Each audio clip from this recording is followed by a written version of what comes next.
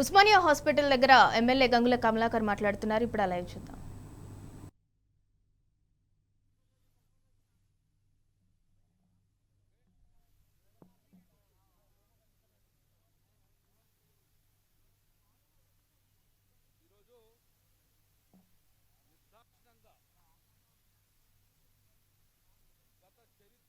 ఎప్పుడు లేని విధంగా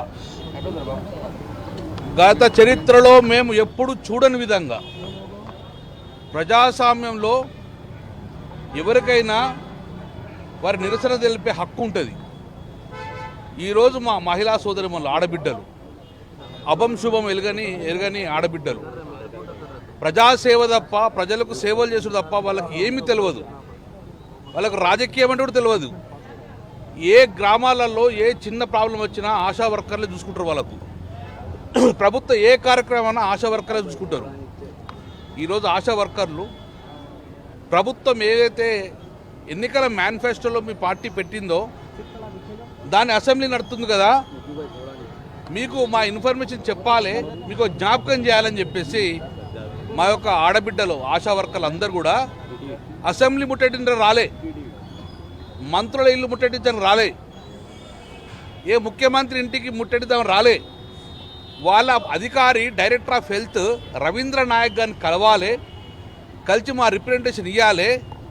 మీరు ఏదైతే మేనిఫెస్టో ప్రభుత్వం పెట్టిండ్రు రేవంత్ రెడ్డి గారు, అప్పుడు మాకు నెలకు జీతం 18,000 రూపాయలు ఇస్తారని చెప్పి మేనిఫెస్టో పెట్టారు. అలాగే మాకు ఉద్యోగ భద్రత ఇస్తామని చెప్పి మేనిఫెస్టో పెట్టారు.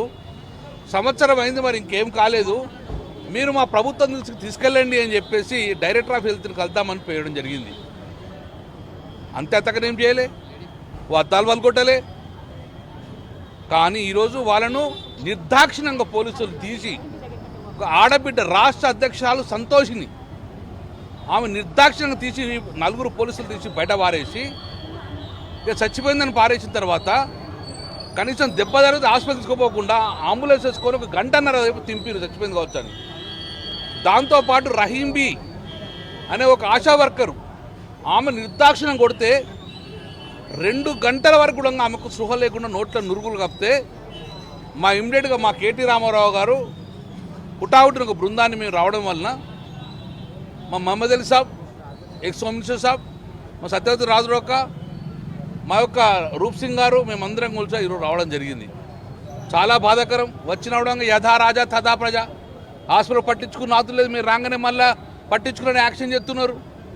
నిజంగానే వాళ్ళు చచ్చిపోయి ఉన్నారని భావించారు. చచ్చిపోతే ఎవరు బాధ్యత? ఆ కుటుంబానికి చచ్చిపోతే ఎవరు అండగా ఉంటారు? ఇప్పుడు మేము అడిగేది ఒక్కటే, కేసీఆర్ గారు తెలంగాణ రాష్ట్రం రాకముందు వీరికి 1000 రూపాయల నుంచి 1500 మాత్రమే జీతం వచ్చేవారు ఆశా వర్కర్లకు. కేసీఆర్ గారు ముఖ్యమంత్రి తెలంగాణ ఆడబిడ్డలే కదా, తెలంగాణ బిడ్డలే కదా, గౌరవించుకుందామని చెప్పి 9,750 రూపాయలు ప్రతి నెల తెలంగాణ కేసీఆర్ గారు ప్రభుత్వం దిగిపోయే వరకు 9,750 రూపాయలు ప్రతి నెలకు జీతం ఇచ్చిండ్రు. రేవంత్ రెడ్డి గారు కాంగ్రెస్ మేనిఫెస్టో పెట్టి గింతేనా మీకు 1,800 రూపాయలు ఇస్తాము, 18,000 రూపాయలు ఇస్తాం నెలకు, మీ అందరికి ఉద్యోగ భద్రతలకు ఇస్తాం అని మేనిఫెస్టో పెడితే నమ్మిరు. పాపం ఆడబిడ్డలు నమ్మి వాళ్ళ ఓట్లు మొత్తం కొల్లగొట్టిరు. ఓట్లు మొత్తం కొల్లగొట్టి అధికార పార్టీ ఎక్కిన తర్వాత మహిళను చూడకుండా 4 పోలీసులు, మగ పోలీసులు ఆ సంతోషి నిర్దాక్షిణంగా కుట్టడం జరిగింది. చూసినాం ఎక్కడన్నా? ఇలాంటి తెలంగాణలో ఇప్పుడు చూసామా? నిర్దాక్షిణం కొట్టడం ఒక దుశ్శాసన పర్వం ఈ తెలంగాణ గడ్డ మీద చూసాల్సిన పరిస్థితి వచ్చింది. ఈరోజు మా ఆడబిడ్డలు చూస్తే ఏడుస్తున్నారు, వాళ్ళ కుటుంబాలను విలువలాడుతున్నారు. ఒకవైపు సర్పంచులను అట్లే అరెస్ట్ చేస్తుంది, ఒకవైపు ఆశా వర్కర్లు. ఈ తెలంగాణ గడ్డ మీద ఏ వ్యక్తి సంతోషంగా ఉన్నాడు చెప్పండి? ఒక్క వ్యక్తి చెప్పండి, సంతోషంగా ఉన్న వ్యక్తిని ఒక్క పేరు చూపించండి. సంవత్సర కాలంలోనే రోడ్డు మీకు ప్రజలు వచ్చిర్రు. ఎంతమంది పోలీసులు ఆపగలుగుతారు వీళ్ళందరినీ? కానీ ఆశా వర్కర్కు నిజంగా మీరు హామీ ఇచ్చినట్టు సంవత్సర కాలం మీద జ్ఞాపకం చేస్తున్నాం. 18,000 రూపాయలు నెలకి ఇవ్వమని చెప్పి ప్రధాన డిమాండు. అందులో ఏ పార్టీ కూడా లేదు.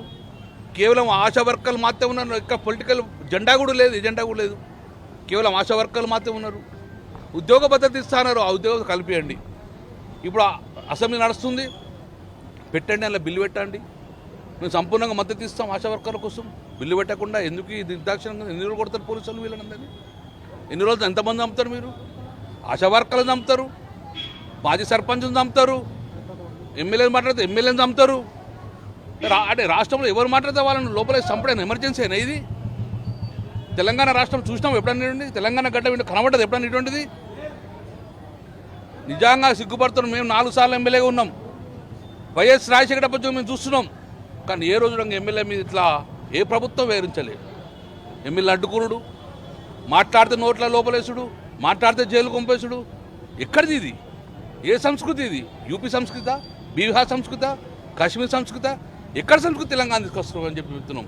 కాబట్టి మా ఆడబిడ్డలు నిజంగానే బాధపడుతున్నారు. కాబట్టి వెంటనే మీరు వారికి ఏదైతే హామీ ఇచ్చారో దాన్ని ఈ అసెంబ్లీలో బిల్లు పెట్టి పాస్ చేసి 18,000 రూపాయలు నెలకు జీతం వచ్చే విధంగా మీరు మేనిఫెస్టో పెట్టిన ప్రకారంగా వారికి ఇవ్వాలని చెప్పేసి, ఉద్యోగ భద్రత కల్పారని చెప్పేసి మేము టీఆర్ఎస్ పక్షాన మనకి డిమాండ్ చేస్తున్నాం. రహీంబీకి కూడా మేము ఉండి సిటీ స్కాన్ చేయించినాం. ఇప్పుడు బీపీ నార్మల్గా వచ్చింది. ఆమెకు ప్రెస్ బాగా అయిపోయింది. ఇక్కడ పోలీసులు నిర్దాక్షణ, మగ పోలీసులు ఉన్నారు, ఆడ పోలీసులు వెళ్ళలేరు. నిర్దాక్షణ కొట్టడం వలన చెస్ట్ పెయిన్ వస్తుంది. అబ్జర్వేషన్ ట్రీట్మెంట్ స్టార్ట్ చేసి అబ్జర్వేషన్ ఉన్నది. మీ అమ్మాయి రిలీఫ్ అయ్యి కోలుకున్న తర్వాతనే మేము మళ్ళీ మీకు వచ్చి వెళ్ళడం జరుగుతుంది.